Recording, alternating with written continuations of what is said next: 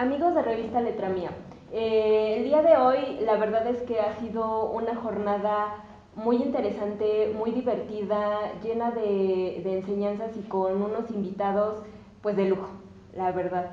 Y teníamos una plática pendiente precisamente con uno de los amigos de Revista Letra Mía, que es Pedro Escobar. Hola. Muchas gracias.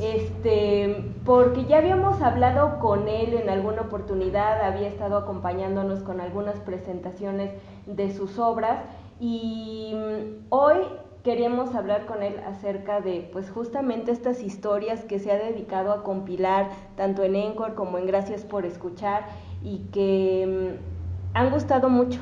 La verdad es que las presentaciones se han vuelto unas charlas muy entretenidas sobre temas que por supuesto a todos nos gustan y a todos nos interesan, ¿no? Tanto la música como pues en dónde la escuchamos, en el radio, ¿no? Claro.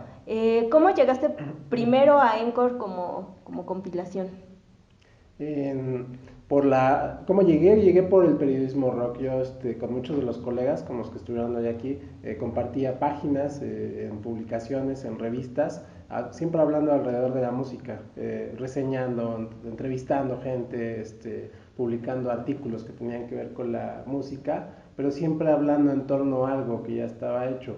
Este tipo de autores pues nunca o pocos de ellos habían explorado la posibilidad de hacer una ficción propia a partir de ese tema. Entonces por eso creo que fue muy interesante para ellos y muy rico escribir en otro tono más allá del periodismo, escribir ya ahora sí historias de ficción propias que tuvieran que ver con lo que les gusta mucho, que les apasiona, que es la música. Claro.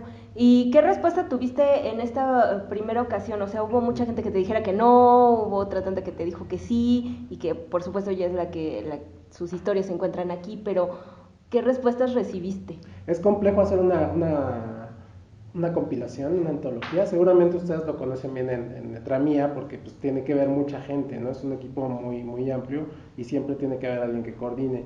Es complejo por los tiempos, por las entregas, por gente que te dice que sí, a la mera hora te dice que no entrega nada o que no, pues no te define, ¿no? O sea, sí está interesado, pero voy a ver, no, sí me gustaría participar en esta ocasión, pero pues ya no dan los tiempos, ¿no? O no te terminan entregando nada. Sí hubo algunos que fueron invitados y ya al final no participaron, pero la mayoría, afortunadamente, yo diría que de cada 10, 8 invitados sí llegaron a las entregas y fue muy interesante. Otro de las cosas que todavía complican un poquito más es que son proyectos, ambos libros son proyectos binacionales, colaboran gente de México y de España. En el caso de Encore Transatlántico, todavía otro factor más que eran los ilustradores, ¿no? Cada cuento iba ilustrado, entonces era que te entregara el autor, maquetarlo, editarlo y luego pasárselo al ilustrador para que leyera el cuento y lo entregara. Entonces fue muy tardado, fue pesado. Sí consume mucho tiempo este tipo de proyectos, pero vale la pena. Ahora, gracias por escuchar, Uh-huh. ya teniendo como este antecedente previo, ¿qué pasó aquí con las invitaciones? Uh-huh. ¿Quién está aquí? ¿Qué podemos Claro, encontrar? primeramente algo que me interesaba es que tuvieran alguna relación con el radio, con la música obviamente, pero que les apasionara el radio. No necesariamente que fueran personas que profesionalmente hubieran trabajado en el radio, pero sí que tuvieran alguna experiencia que les gustara mucho. Es un mosaico muy interesante porque hay un grupo de escritores de ficción, novelistas como Juan Mendoza, como Isaí Moreno, que son escritores de carrera, ¿no? Hay otro grupo que son periodistas musicales como Jacobo Vázquez, como Alejandro González Castillo, como Meron Tiveros, que incluso es músico, escriben de otra forma. Y finalmente gente que escribe guiones, ¿no? Que está dentro del medio de la radio, como Amaya Prieto Barriuso, en España, Julio Valverde, Jesús Callejo, todos ellos españoles que se desempeñan en la radio en España, aquí en México Guillermo Guerrero, productor de un programa de radio, Jacobo Vázquez nuevamente, que tiene tu experiencia en radio, Enrique Blanc en Guadalajara, que es conductor de un programa de radio que se llama Radio al Cubo en Radio Universidad de Guadalajara. Entonces es como muy interesante todas esas voces alrededor de un solo tema que es la radio. Escribir ficciones sobre este tema es muy apasionante y me parece que quedó muy redondito, y varias personas me lo han dicho que, pues, que es el mejor de las series. Ha quedado bastante agradable. Ahora, ¿cómo llamar o conjuntar a esta gente que pertenece a otro país, que no la tienes tan cerca, para que se anime, participe? ¿Qué fue lo que te llamó también la atención a ti para hablarles y proponerles Claro. participar? Bueno, de entrada la inspiración para este libro nació en el 2017, cuando tuve la oportunidad de viajar a España y visitar un lugar maravilloso para mí que me voló la cabeza, que se llama la Casa de la Radio, que es la sede de Radio Nacional de España. Ahí nació la idea de escribir historias sobre la radio. Y pues yo ya conocía gente, de hecho, que estaba en radio. Muchos de mis colegas, nuevamente periodistas rock, ya trabajaban en el medio. A otros no los conocía, a otros por redes sociales también, o los había leído o había escuchado sus programas. Y pues esta experiencia haciendo antologías me ha quitado el miedo. Siempre y cuando tengas un tema interesante del cual contar historias, tengas ya como un antecedente haciéndolo, tengas un producto que mostrar, pues es más fácil que la gente te diga que sí, que esté interesada en trabajar contigo. Ese ha sido mi caso. Afortunadamente he tenido en mis antologías a gente desde, pues que realmente han sido, he sido muy afortunado, por ejemplo, de tener a José Lorangel de Café Tacuba en uno de mis libros, ahora Homero Tiveros, Alberto Chimal, o sea, escritores de gran calado, Raquel Castro, pues simplemente hablando, ¿no? El no ya lo tienes. Entonces, en base a tu trabajo y en base a lo claro que tengas el proyecto del cual quieres hablar, pues es más fácil que la gente se una. Cuando ya tuviste la oportunidad de tener las historias, de leerlas tú de entrada, ¿qué fue lo que más te gustó? ¿Qué fue lo que más te sorprendió de todo esto que encontraste? Porque si bien es cierto que invitaste a estas personas, pues digamos que era un poco libre cuál iba a ser su manera de abordarlo, ¿no? En las historias. Claro, yo solamente les pedí que tuviera que ver con la radio, con la importancia de la radio, que fuera central en la historia, también que aportaran una canción que tuviera que ver con el relato, y me sorprendió muchísimo. Lo más interesante fue ver todas las vertientes de esta gente tan talentosa, hablar desde distintas vertientes sobre la cual es importante la radio y sobre distintos contextos, como la radio en conflictos de guerra, la importancia de la radio para personas en el exilio, la radio como educador musical, de la gente que va acercándose creando una personalidad y unos gustos musicales propios, cómo te alimenta el buen gusto que pueda tener un locutor que sigues, la radio legendaria de medianoche, la radio de terror, la radio que te acompaña, en fin, la radio web incluso, ¿no? La radio por internet, todas estas vertientes, muy muy interesante. Normalmente pues si piensas en cuentos inspirados en la radio, pues te imaginas al presentador poniendo canciones, al informativo de la noche, pero no, pues hay muchas vertientes, muchísimas, que tienen que ver con la importancia de la radio, y desde cosas muy serias como conflictos armados y luchas sociales, hasta cosas muy divertidas como el cuento de Alejandro González Castillo de la mano peluda, ¿no? Entonces por ahí va el tema, ¿no? O sea, todas las vertientes. Yo creo que la riqueza es la máxima cualidad de este libro. ¿Cuánto tiempo te llevó el armado? Muchísimo, sí estuvo pesado. Creo que ha sido de los que más me he tardado, y eso que no tiene ilustraciones.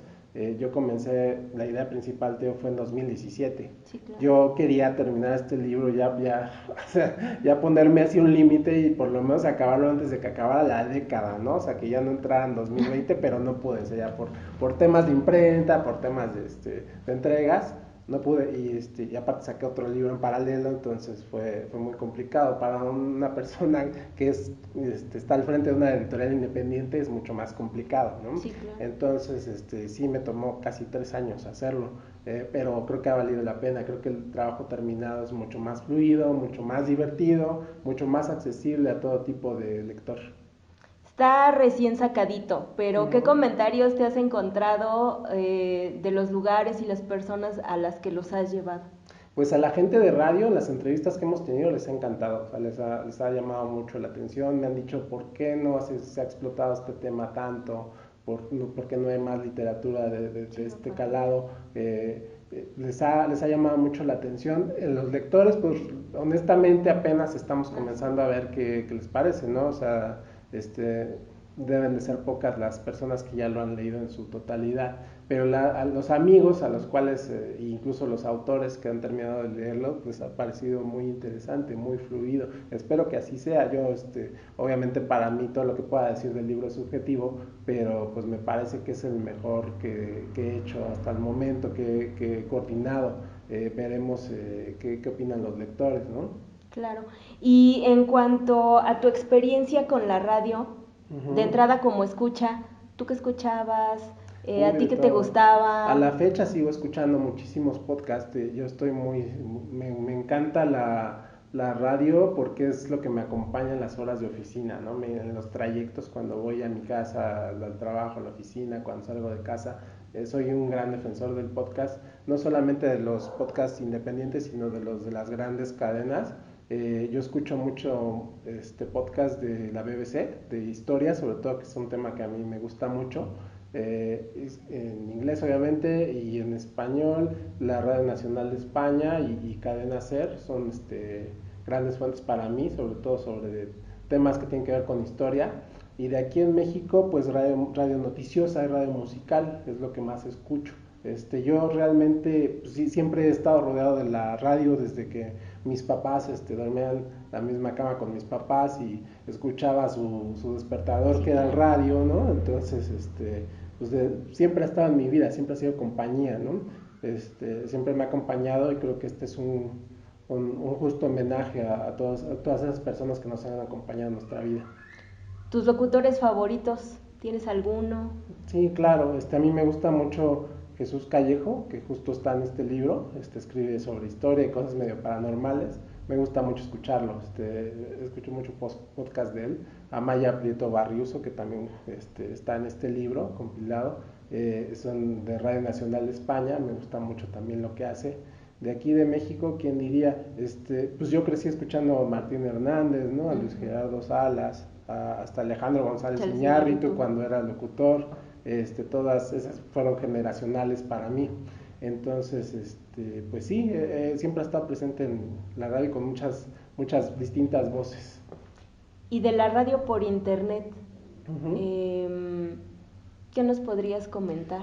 Claro, hay un autor aquí que se llama Fernando Benavides, que él estuvo mucho tiempo trabajando en Radioactivo. Él es productor y escritor, y fue de los primeros sitios que se aventó a hacer como un compilado, una estación, digamos, de podcast.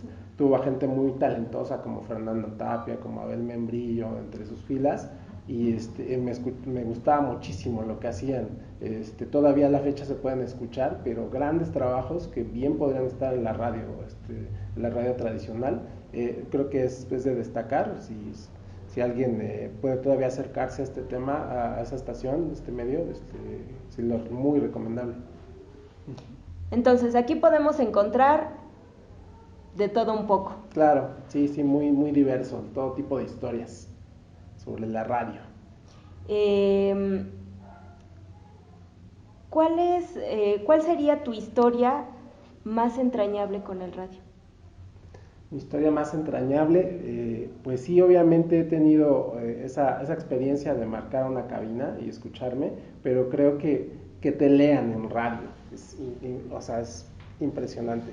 En 2017 hicimos un viaje, mi esposa y yo, a España, hablar de este libro justo de En Transatlántico y leyeron mi cuento, el cuento con el que yo colaboro aquí, en una versión así dramatizada y fue impresionante. O sea, sí fue muy bonito escuchar algo que tú escribiste, pasaste horas editando y todavía, pues todavía, incluso ya cuando llega a papel te sientes inseguro, dije, ay, que debí de haberlo hecho de otra forma. Pero ya cuando lo escuchas en una voz y en radio y con efectos y todo, wow, o sea, es impresionante, es fuera de este mundo. Y creo que ese es mi recuerdo más bonito sobre la radio. Wow. Pues gracias por compartirlo. ¿Qué más nos podrías decir para que se animaran a leer? Gracias por escuchar. Gracias por escuchar. Son 24 historias sobre la radio. Su título viene de una premisa que tiene mucho que ver con los tiempos actuales, con el valor de la atención. Cuando todo el mundo está hablando, todo el mundo tiene que escribir algo en redes sociales, todo el mundo quiere tener su canal de YouTube, todo el mundo quiere hablar. Cuando alguien finalmente te escucha, te pone atención, como es en el caso de la radio, es de agradecerse y es de dar las gracias. O sea, gracias por escuchar. Wow. ¿De ahí el título? De ahí el título, obviamente, sí. Bien.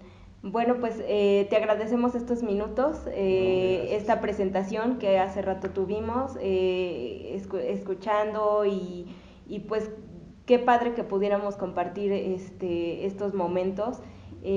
Bueno, pues les agradecemos a Revista Letra Mía y pues lean. Gracias por escuchar.